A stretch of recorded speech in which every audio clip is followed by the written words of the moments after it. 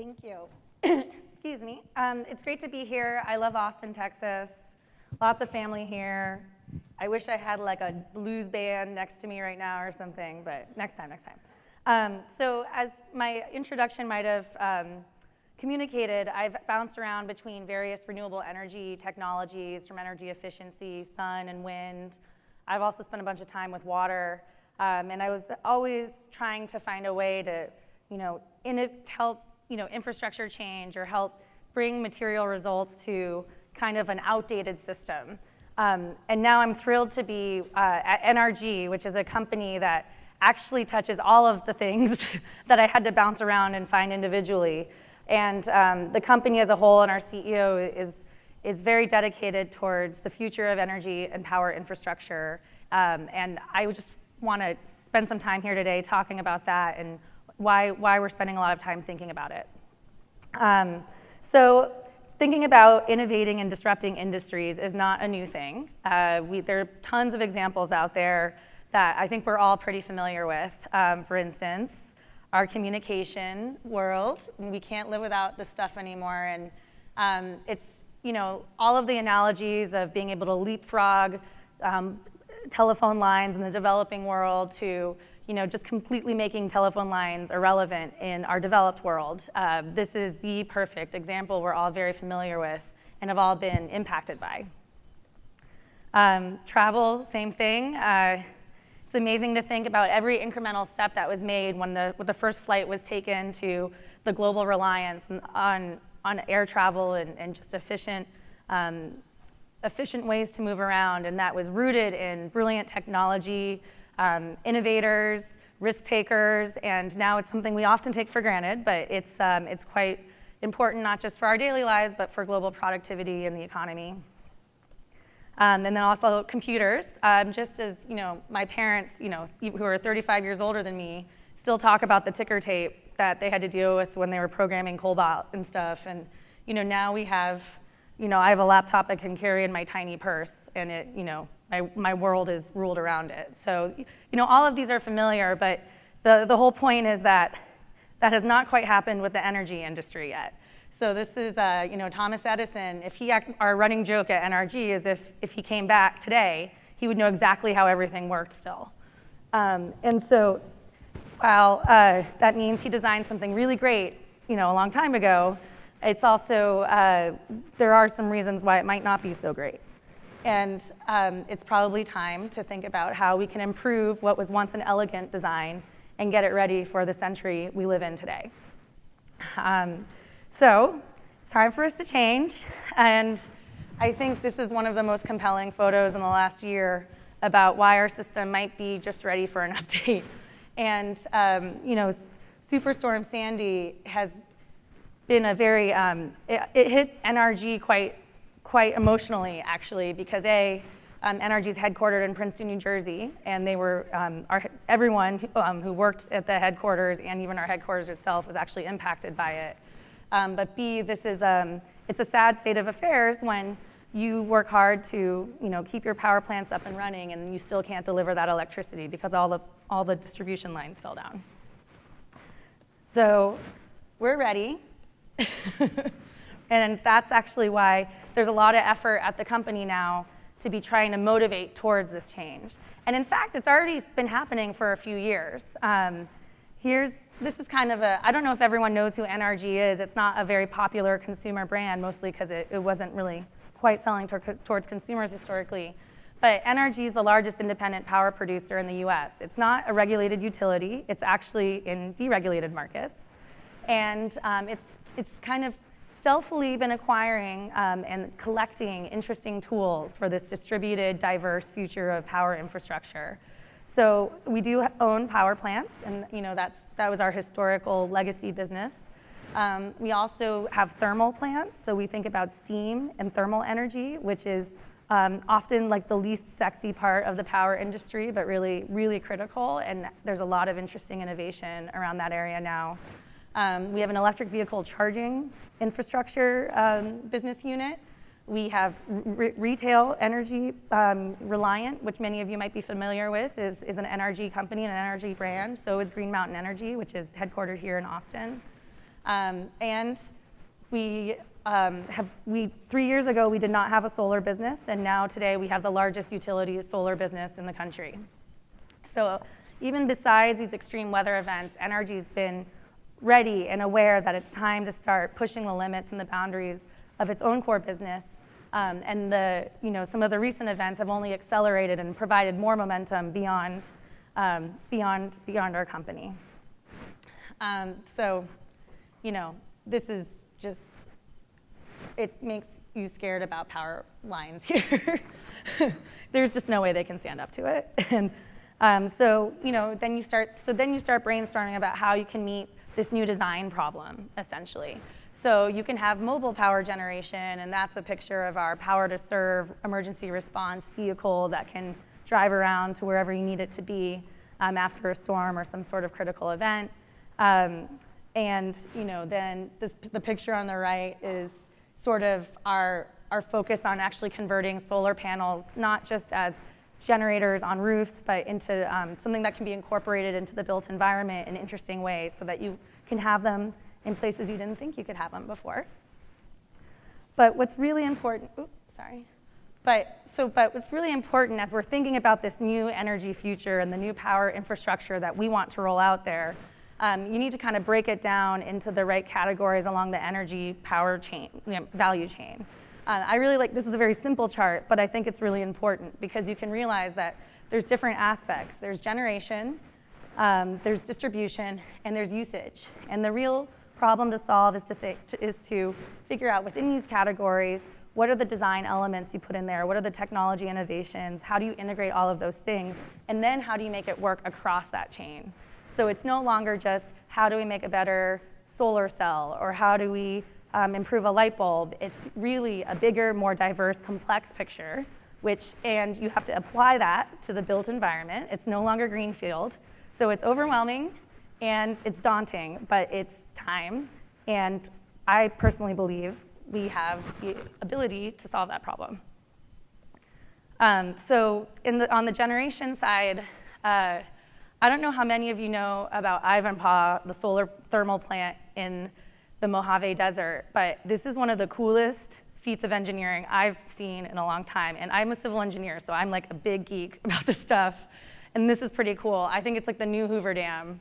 Like you should, instead of taking a right to the Hoover Dam out of Vegas, you should take a left and go see this.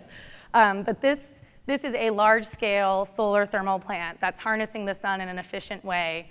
And basically all those mirrors attract the sunlight up onto that tall tower, which is a receiver, and that's an inside-out heat exchanger that's collecting the heat from the sun and boiling steam to generate electricity. And this is, I can't even describe why this is so interesting. If you want to talk to me about it later, it's really fun. But it's awesome. And then, talking about distributed generation here, NRG has a long-standing relationship now with the NFL, and we've actually been slowly solarizing a lot of stadiums.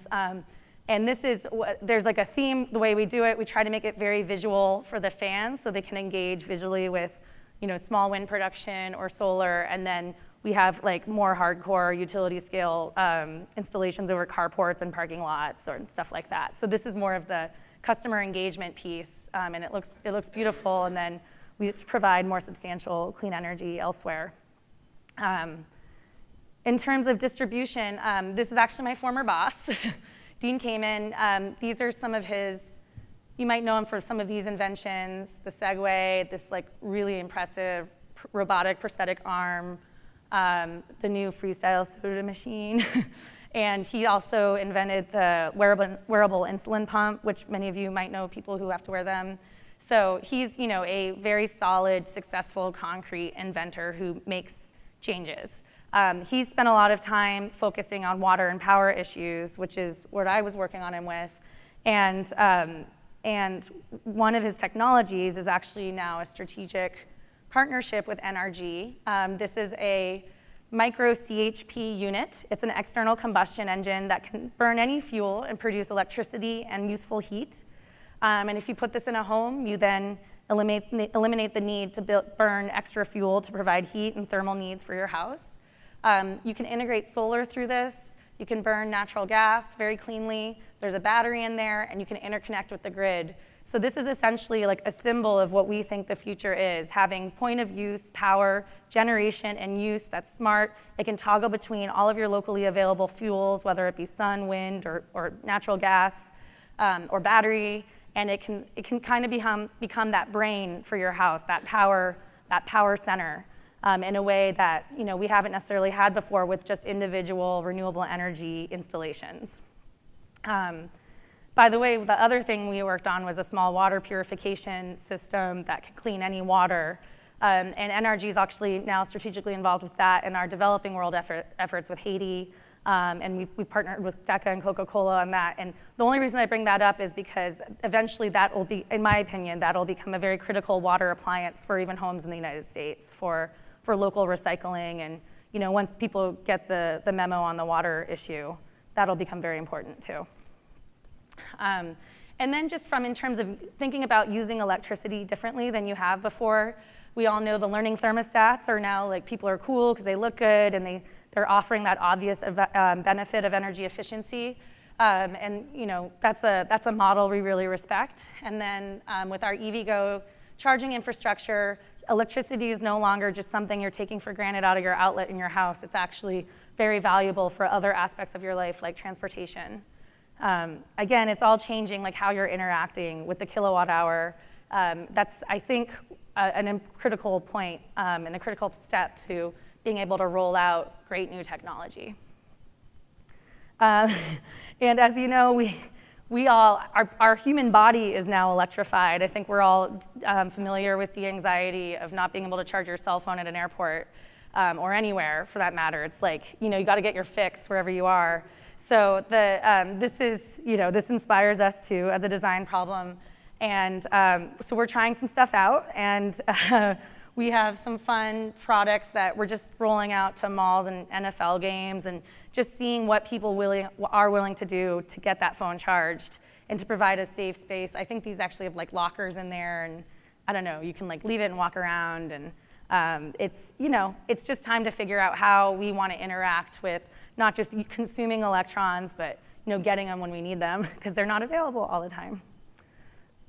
And then so the NFL stuff has been really fun because it's forced us to think about the aesthetic side of renewables too, and how you engage with not your average audience for clean energy. And then also it becomes useful with providing shade and charging infrastructure. I was talking with the owner of the Philadelphia Eagles the other day, and she was telling me that they have 5 players with Teslas, and they could not wait to get any, these solar-powered chargers to show off even more, I guess. So this is just, a big kind of overview of what NRG is doing to learn, quickly evaluate, and test and take risks on what we think this future infrastructure can be. And we know it's the time.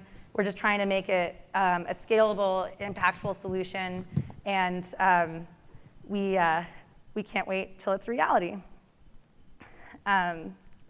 So that's sort of my overview. I could talk about any point in more detail, but I just want to introduce you to what we're working on. Thank you, Robin. We can tell you're very inspired about the disruptive role of technology. I'm going to take some questions from the audience in just a few minutes. I have some of my own that you could just kick us off with. Okay. I'll just kind of pick one out. What needs to change to make a move towards distributed energy generation a win-win for utilities, customers, and businesses? Yeah, so there's different elements of innovation that are going to be needed to make it a win-win for everyone. One is the technology due diligence, knowing what pieces are out there available today we can just start quickly implementing. It's, I've been doing this stuff for the last 10 years, and in the mid-2000s, early 2000s, we're like, oh, it's so new, let's just try stuff, or let's just talk about it to get people bought in, but it's like way past that time now. Now it's just time to get stuff done. It's like the technology's out there, we've had a lot of learnings, people have already taken those first risks, industries have been grown and scaled, just let's keep doing it. So just being having that realistic point of view of technology's here now, let's go do it. Then the business model innovation, as we all are probably familiar with, depending on what state or county or town you're in, there's different ways that rates are set for electricity, or who has control over that, or how it's delivered. I mean, it's bonkers. It's really complex and weird. And so trying to find a neat way to either kind of simplify all of those business models, or like deal with regulation, or just be crafty, I think it's really time for that right now. And then finally, I'm just thinking about how you build things. So this is all very tangible infrastructure stuff. And thinking about how you streamline a construction management process is not that thrilling, but it's critical if we actually do want to go overhaul the built environment. Okay, thank you. We noticed also from one of your slides that NRG is focusing on generation, distribution, and usage. Are any of those areas showing more promise than the others? And could you just fill us in a little bit about how you're strategically making decisions about how to tap those different areas? Yeah, so I think each category has its own exciting stuff going on, but you have to be cognizant of which one you're tackling to get the right approach for it. So for the usage, I mean, that's talking about people interacting with like electricity and heat and thermal loads, and so that's more of like a product development aspect or consumer focused aspect. And these are kilowatt hours are commodities right now that we all take for granted, and trying to shift perception around the value of that kilowatt hour. Or I don't think all kilowatt hours are created equal. I think they all have different values depending on what you want it for. And just kind of a consumer mindset around that. I mean, we saw that with cell phone minutes. People are willing to pay a lot more for cell phone minutes than they were for usage of their landline. So, it's just kind of thinking about that perception of value. And then in terms of distribution, then the real question is, do you need it or not? So you think about, one of the beauties of distributed generation is that you eliminate the need for heavy infrastructure to distribute things, and you can use it where you generate it. So that's one other way to think about it. And then with generation, just continuing to find, to make things cheaper or more efficient at harnessing clean, free fuels is a really good thing too. So what is driving some of this, the economic signals that are coming from? We know that 3 years ago we had the federal stimulus money, which spurred, it looks like, a lot of innovation at NRG. How is that playing out now? Yeah, well, I think that sometimes the U.S. gets a bad rap for not committing to innovation in this space. And I think that that summer and that year at the DOE catalyzed a lot of great thinking, took some risks, failed at some, and but in the meantime, there's this undercurrent of a lot of people were able to continue thinking about how to make this stuff happen. And we're seeing the results of that right now, not just our company, but everyone. And I think other economic factors, I mean, everyone for the last 2 years has been talking about low natural gas prices, and how that, catalyzes, it's some, controversial topic, but it has no doubt catalyzed, I think, the thinking that it can help increase the amount of renewable penetration out there, because it offers more choices for distributed generation or, independence and, whatever. There's that whole conversation. And then just with just straight up economics of solar panel prices becoming so cheap, and the growth, people are becoming more sophisticated, so there'll be market pressures on other things like power electronics and inverters, and so everything will just start getting to the right steady state. And I think that's just a momentum that's been building over the last 3 years for various reasons.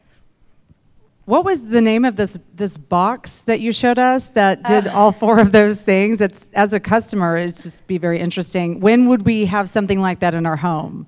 So we're conducting, it's an early commercialization product, and we're conducting 20 trials over the next 6 months. And then after that, there's a little bit of work to make it available to everyone, but so in like a year and a half, maybe. But how do we sign up to be a trial partner? Yeah. Send me an email. Okay, I'd like to take a few minutes to get some questions from the audience, because I know we have some. Who's got a question? I've got the mic. Just a quick follow-on. How much will it cost, that box? It'll cost whatever it needs to. I don't know if you heard me earlier. I'm over the whole like overly expensive, like maybe it'll work out one day things. Like the only stuff that should be deployed right now is cost effective, high performing, good, solid stuff. So this has aggressive targets and it'll be out there when it reaches those targets.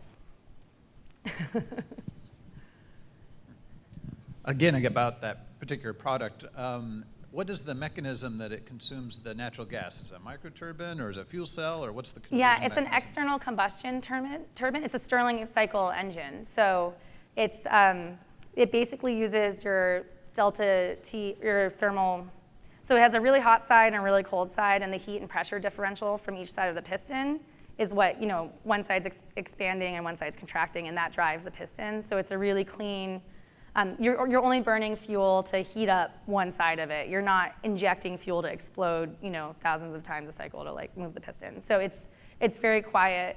It's very long life, and you can put it indoors. It's like an appliance, and it's a clean burn too, because you can actually burn any liquid or gaseous fuel. But in the U.S., because natural gas is cheap and so widely distributed, I think like 70 million homes have natural gas supplied to them. It's the obvious choice here in the States. But isn't that still only about 50% of residences? So yeah, that is 50% of residences. limited capacity for microturbines because they only reach about half. Yeah, nope, that's true. It's only about 50%. There is a lot of, I think they're trying to expand natural gas distribution in the U.S. But yeah, that's true. And then it could also be relevant for small commercial and industrial processes too. It's like really good for commercial kitchens and kind of any heat-led application, laundromats, hotels, stuff like that. What other questions do we have? So utilities, where do we start? I guess what signs do you say that are hopeful and encouraging, and what are signs, to use your phrase, that it's just overwhelming and daunting? Oh, okay. So there are different types of utilities in our country, and I think there's a lot of room for creativity depending on where you target first. So I'm a big fan of munis and rural electric cooperatives because those guys are super innovative because they have to be, because they call their ratepayers members and not ratepayers, and they care about their customers a lot. And I think that usually lends to good solutions for their business. And then there's a lot of deregulated markets. I mean, there's a ton of policy activity happening right now around this stuff. It's not figured out, hasn't shaken out yet, but I think over the next few years, it's just a matter of testing stuff out, being aware of what's going on, and just tackling it. So it's based on, from my experience, I mean, when I just tried to put solar panels on Google in 2005, and what we had to deal with then for a very simple, straightforward project, then I was very daunted by the notion of working and helping evolve the utility space. But now it's come a long way, and there's some neat opportunities there, I think. Some more questions? It seems like in general, though, there is pushback from utilities on distributed. It seems like in general there's pushback from utilities on distributed energy generation because, of course, utilities sell a product, which is electricity, Yeah. and they don't want to sell less of it. It threatens the business model. So what do you see happening in the next 5 to 10 years in terms of, let's say, public-private partnerships to affect this difficult transition? Yeah, that's a great question. So I'm a little bit of a troublemaker, so I usually try to ignore that. I mean, I just assume, I would actually prefer to think about more unlikely partnerships as opposed to the need for public-private partnerships. I mean, you could think that if you get a great, fantastic product out there, the public space will follow and support it. And if consumers are demanding it, everyone kind of has to follow suit. So I'm not too nervous about pushback because a lot of the reasons, I think there's a lot of beneficial reasons that could still help utilities on the distributed generation side and advancing the intelligence of distributed generation networks or controls over it. And you convert intermittent solar into something that you can control and make it really nice for utilities. Or if they're just too slow, they're too slow, to be honest. So it's like any other industry out there. But yeah, there will be pushback, and it'll be a fun challenge.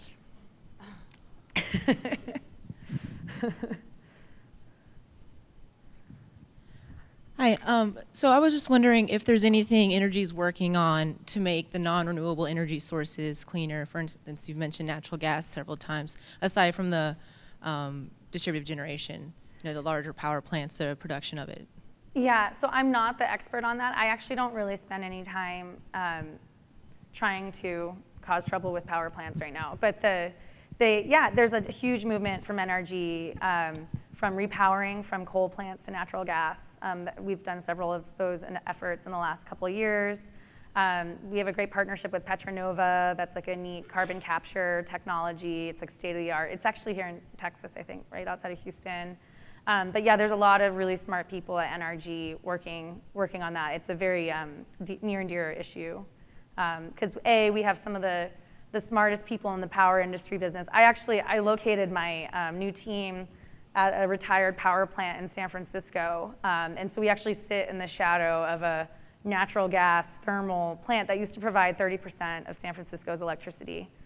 And I ended up, I've adopted the power plant managers into my team because they're so smart and passionate about this. I mean, that's been their life, is providing livelihood, to people, and it's very critical. And they have all these crazy stories about, earthquakes in San Francisco and what they were doing to keep everyone, lit up and stuff. So, there's a lot of really talented and passionate, engineering and power plant management teams that are constantly innovating and working to, make our critical baseline fleet, even better. More questions? Back here. Start here. What was the name of the box, and where can I Google to find more about it?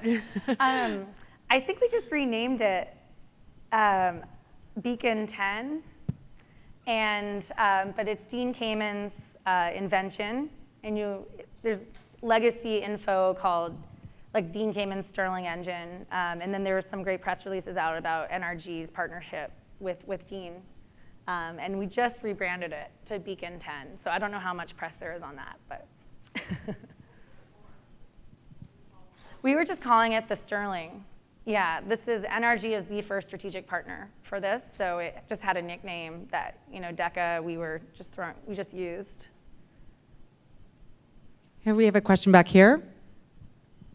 I'm curious in terms of the transition from fossil fuel-based fuel source provider to basically a network participant, and it's an open-ended question, but what is your thought about this sort of consumer intelligences and communities and a peer-to-peer marketplace that's going to need to develop to host a diverse distributed generation marketplace? And then after that, I wanted to ask you if you had any thoughts about electric vehicles as storage resources and integrating them. Yeah. So it's a great question. I think you're hitting the nail on the head. The big aspect of a distributed generation network is the IT layer on top of it. A lot of people are referring to that as the clean web now, but I think you could call it a lot of things, and it's still not there. So there's still a big opportunity for folks to jump in there too. And it's all about, a lot of my passion behind this is not just, the obvious of wanting a cleaner future for everyone, but it's a great optimization problem. If you have an engineering background or any sort of you look at it and it's like this unoptimized, clunky system, and you just want it, you're like, it just needs to be better. And there's so much opportunity for that when you have you know, millions of nodes talking to each other and optimizing and thinking about the best choice to make real time and developing an elegant solution. And I mean, that's the Internet of Things. That's the internet. Like that's where we should be. And I think it's a fascinating. I think the biggest issue right now is getting the talent to go focus on that. So like all my friends who are working on consumer tech, like I need to like convince them this is cooler, basically. And that'll happen, and we will make it happen, but that needs to happen to develop the solution. And in terms of EVgo charging, I think it's, or like charging electric vehicles, providing a neat storage network, I think that's another example of just getting the right talent to solve some optimization problems and like caring about it. I think there are actually some like also mechanical and like I think there's like some real engineering problems behind it too, but again, it's just getting the talent focused on these issues and making sure, and I think a lot will happen once we can figure out how to do that too. So I have a question. Oh, hi. Hi, how you doing? So over the past 10 years, we've seen technology move more towards the cloud for efficiency, for storage and compute power. Yeah. And now we're seeing the energy move closer to home. When does it go back? That's a great question. So I think right now is an interesting time where all around the world, these distributed systems make sense. So NRG spends a lot of time in Haiti. We've put a bunch of solar on schools and clinics. Like that's been a big kind of core focus area for global giving for NRG. You know, I spent a lot of time with Dean thinking about the developing world elsewhere too.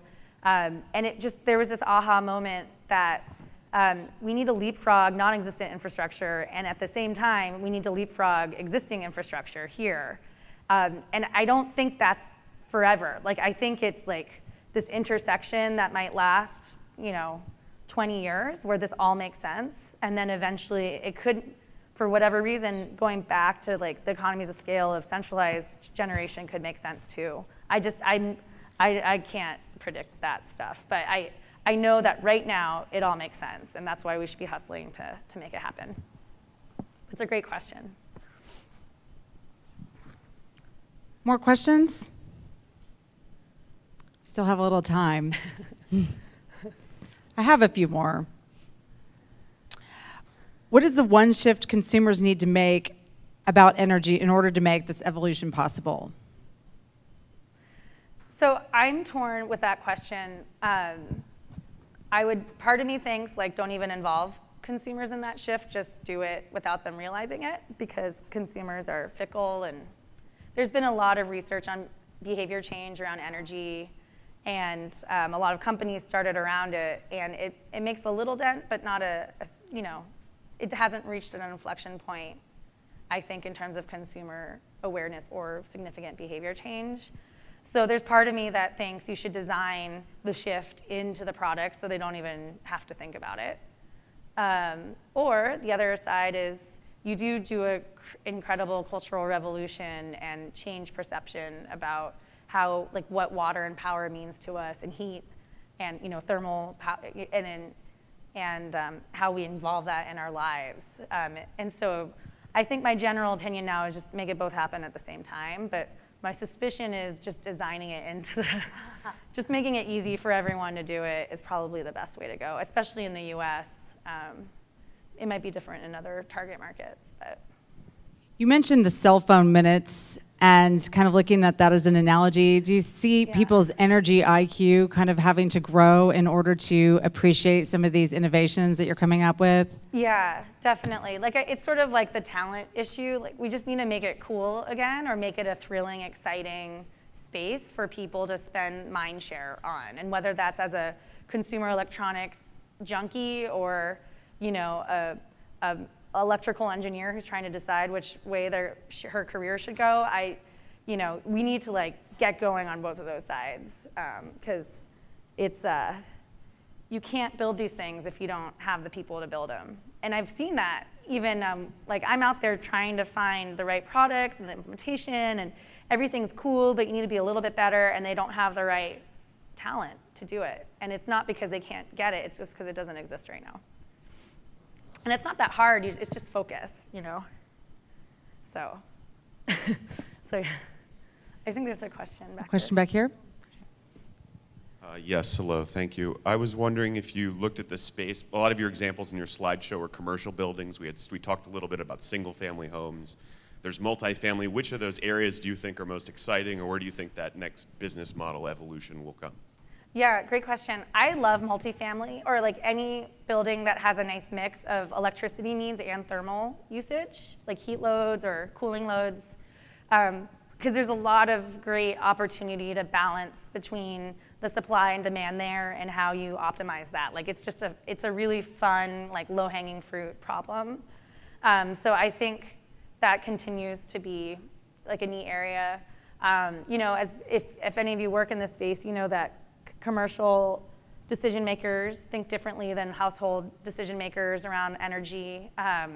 And so there's different risks and rewards with tackling those different markets.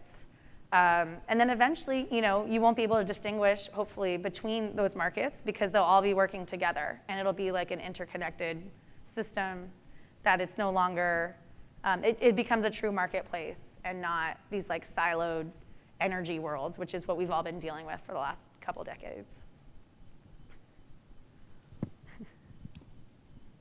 Any more questions? Yeah, I'm curious. I have a question. This is kind of not on the paper, but you hear a lot at this conference and at conferences like this about new models for engaging people, and you know, you've got a room full of very interested people in this topic.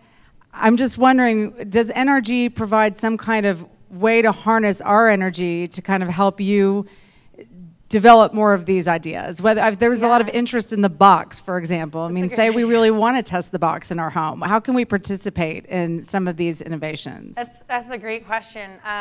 Well, the funny story about that box is the way we came up with the name was an internal crowdsourcing exercise, and so a few employees actually picked that name because everyone was so interested in it, and it was like a great way to get the energy from the employees involved. And so it's just like one little example. That's a neat story. But that's a great question. I don't know. Like, I think once we have more of these boxes to play with, there could be a really neat way to engage like the first movers, the folks who want to like get it in and get hands-on with it, and maybe we can have some competitions over who can like achieve the highest CHP efficiency or like save the most money, or I don't know, but or maybe we can find a targeted neighborhood where we actually put a bunch of them in all houses and connect them together and make a nice microgrid out of it and see what we can really do with it. And I think so. Once these are the first field units we're putting out,